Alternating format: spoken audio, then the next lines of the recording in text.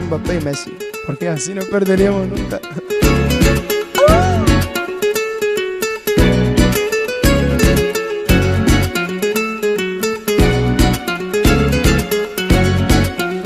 Bueno, un poco lo que dije recién, ¿no?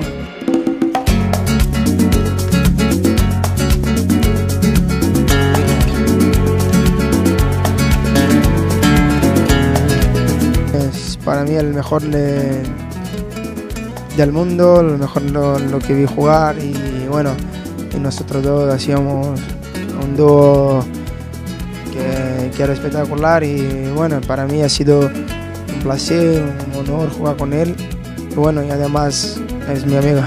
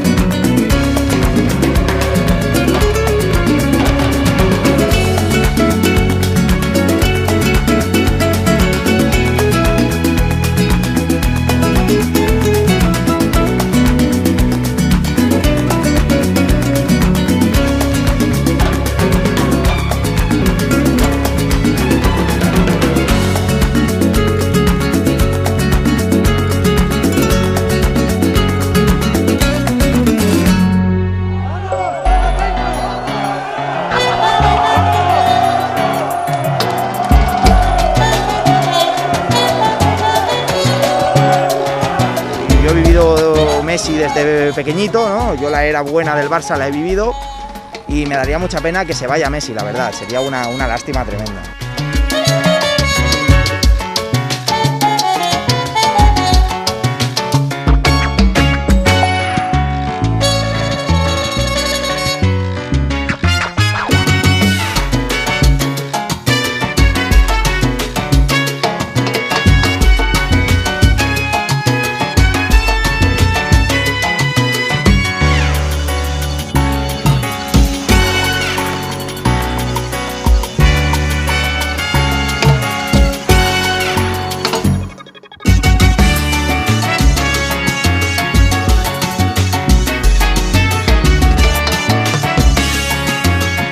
Nosotros lo que le tenemos para ofrecer como club a Messi es reencontrarse con esa forma de entender la vida, digamos, de entender el universo y en esta cancha y que él se reencuentre con lo más amateur de su formación y que se reencuentre con sus amigos y con su familia y que lo haga en su ciudad.